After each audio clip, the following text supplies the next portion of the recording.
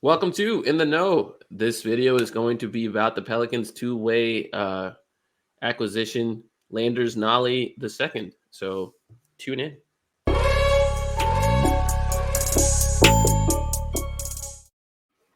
What's up, Mason? Just continuing our draft day breakdowns and coverage. This one specifically focused on Landers Nolley II, a 6'7" sharpshooting wing, played in Cincinnati.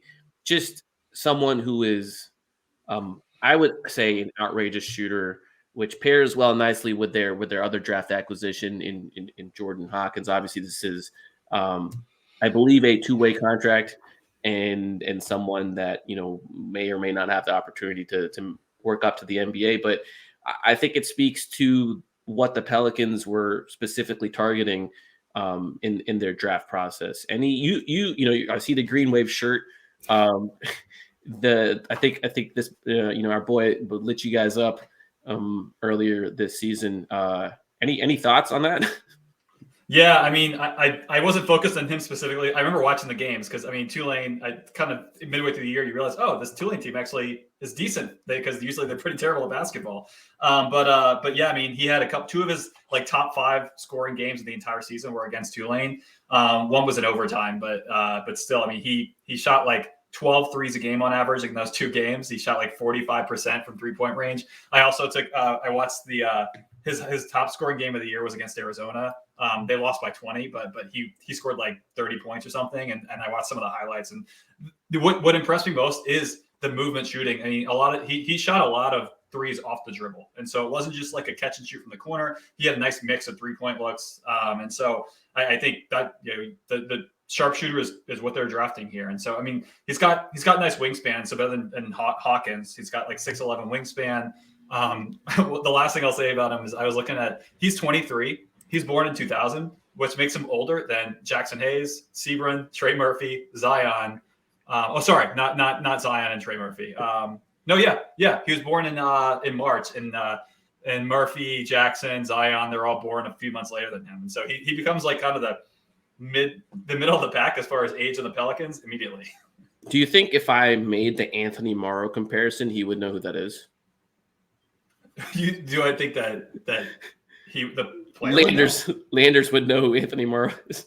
Yeah, I think that's like way before. Dude, so. Are you sure? Because he was like Morrow was on the Pelicans in like 2013, which would be when Landers was the 13-year-old. So like, I mean, but he played in the NBA for a couple of years at least. I mean, when Landers was a toddler, like when.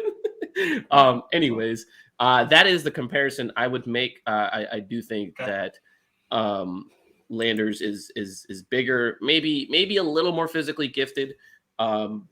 Just overall, though, I think Morrow a little bit more of a pure shooter, just one of the best shooters to actually enter this game. Unfortunately, Morrow couldn't do much of anything else.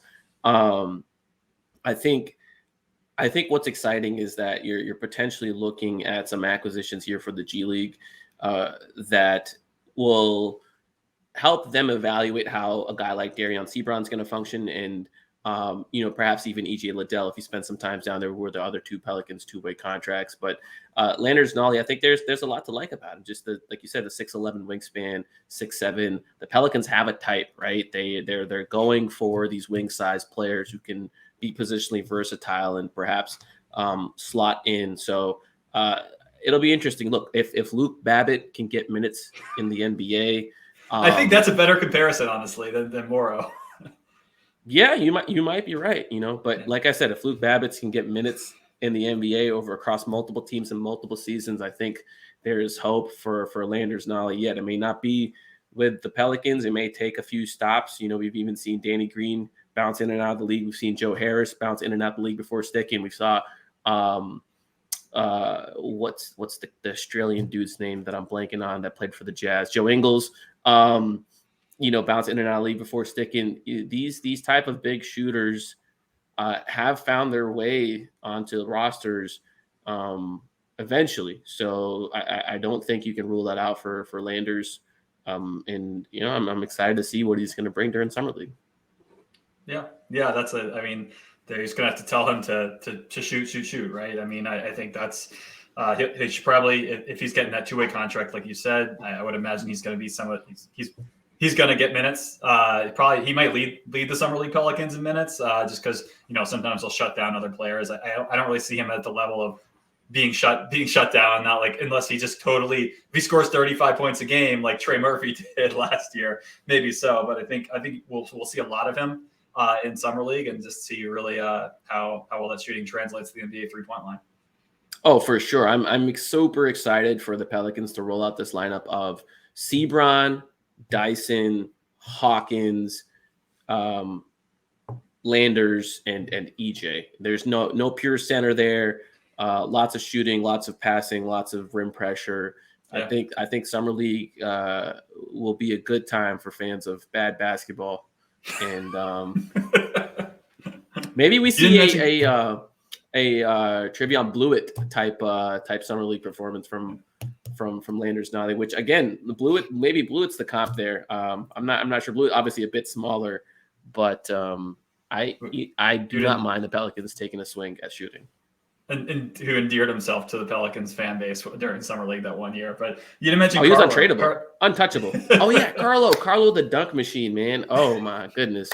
And the Pelicans seems to have brought in Liam Robbins, Vanderbilt center. Vanderbilt center, who is a 3-and-D center. So who took 2 attempts per game. That was some of the most hilarious shit I saw when that was announced. It's like, that guy took like a 3-pointer and a half per game. Can we just not just look at the percentage and nothing else? Yeah, 3-and-D center. So fun times for summer league fanatics. I think the Pelicans will be putting on a show. So thanks for tuning in.